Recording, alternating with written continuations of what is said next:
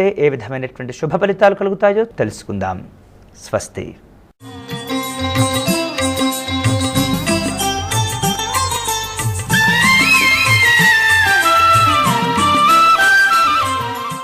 నమస్కారం.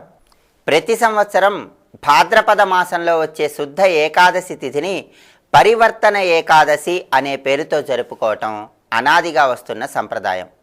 పరివర్తన ఏకాదశి సందర్భంగా శ్రీ మహావిష్ణువుని సుగంధభరితమైనటువంటి పుష్పాలతో అర్చన చేసినట్లయితే ఆయన అనుగ్రహాన్ని సులభంగా పొందవచ్చు.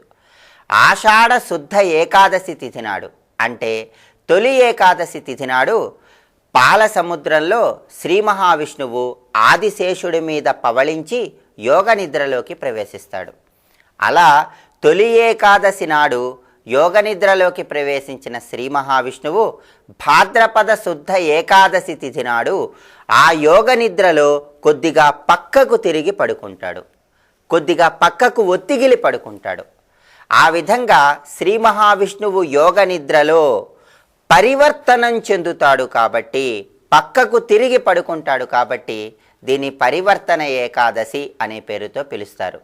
శ్రీ మహావిష్ణువు యోగ నిద్రలో పక్కకు తిరిగి పడుకునే ఈ పరివర్తన ఏకాదశి తిథి నాడు ఎవరైతే విష్ణువుకు సంబంధించిన మంత్రాన్ని ధ్యానం చేసుకుంటారో, ఏకాదశి వ్రతాన్ని ఆచరిస్తారో వారికి శ్రీ మహావిష్ణువు యొక్క పరిపూర్ణమైనటువంటి అనుగ్రహం కలుగుతుందని మనకి శాస్త్రాలలో వర్ణించటం జరిగింది. ఈరోజు ఏకాదశి వ్రతాన్ని ఆచరించటంతో పాటుగా శ్రీ మహావిష్ణువు యొక్క అనుగ్రహాన్ని సులభంగా పొందటానికి ఒక శ్లోకాన్ని జపించుకోవాలి. ఆ శ్లోకం ఏంటో ఇప్పుడు మనం చూద్దాం. వాసుదేవ జగన్నాథ ప్రాప్తేయం ద్వాదశీతవ పార్వేన పరివర్తస్య సుఖం స్వపిహి మాధవ. ఈ శ్లోకంలో ఉన్నటువంటి అంతరార్థాన్ని మనం జాగ్రత్తగా గమనించినట్లయితే, వాసుదేవ జగన్నాథ ప్రాప్తేయం ద్వాదశీతవ, నీ ద్వాదశి ప్రాప్తించినది స్వామి, నీకు ఎంతో ప్రీతిపాత్రమైనటువంటి పరివర్తన ఏకాదశి వచ్చేసింది స్వామి. పార్వేన పరివర్తస్య సుఖం స్వపిహి మాధవ అంటే అర్థం ఏంటంటే, స్వామి యోగ నిద్రలో ఉన్న నీవు అలా పక్కకు ఒత్తిగిలి సుఖంగా నిద్రించు స్వామి, అలా పక్కకు పరివర్తనం చెంది హాయిగా నిద్రపో స్వామి అని ప్రార్థించటమే ఈ శ్లోకంలో ఉన్నటువంటి అంతరార్థం.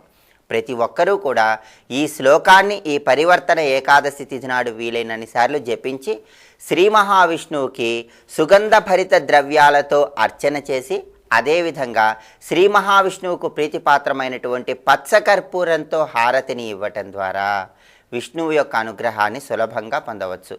పరమేశ్వరుడు పార్వతీదేవికి స్వయంగా ఏకాదశి వ్రతం యొక్క గొప్పతనాన్ని వివరించాడు. కనుక ఈ పరివర్తన ఏకాదశి సందర్భంగా ఎవరైతే ఈ రోజంతా కూడా ఉపవాసం ఉండి మర్నాడు ద్వాదశి తిథి నాడు శ్రీ మహావిష్ణువుని అర్చించి ఆ తర్వాత భోజనాన్ని స్వీకరిస్తారో వారికి విష్ణువు యొక్క పరిపూర్ణమైనటువంటి అనుగ్రహం కలుగుతుందని, అష్టైశ్వర్యాలు ప్రాప్తిస్తాయని మనకి సంప్రదాయం తెలియజేస్తుంది. కనుక శ్రీ మహావిష్ణువుకు ఎంతో ప్రీతిపాత్రమైన ఈ పరివర్తన ఏకాదశి సందర్భంగా విష్ణువుని ఏ ధ్యాన శ్లోకంతో జపం చేసుకోవాలో ఇంకొకసారి చూద్దామా మరి.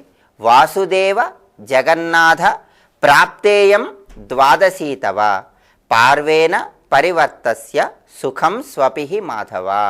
శ్రీ మహావిష్ణువు యోగ నిద్రలో ఉన్నటువంటి నీవు హాయిగా సుఖంగా అలా పక్కకు ఒత్తిగిలి నిద్రించు స్వామి అంటూ ఆ స్వామి ధ్యాన శ్లోకాన్ని జపించుకోవటం ద్వారా, ఉపవాసం ఉండి ఆ స్వామిని అర్చన చేయటం ద్వారా ఇహలోకంలో సర్వ సంపదలను పొందటంతో పాటుగా పరలోకంలో మోక్షాన్ని పొందటానికి కూడా ఆస్కారం ఎంతగానో ఉంది.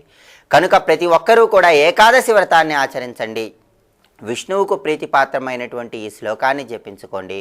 పరివర్తన ఏకాదశి సందర్భంగా శ్రీ మహావిష్ణువు యొక్క పరిపూర్ణమైనటువంటి అనుగ్రహానికి పాత్రులు కండి. ఇప్పుడు శుభదినం అనే అంశంలో ఈనాటి విశేషం ఏంటో, ఈనాడు ముఖ్యంగా ఆచరించవలసిన విధి విధానాలు ఏమిటో పరిశీలిద్దాం. సర్వే జనాః సుఖినో భవంతు.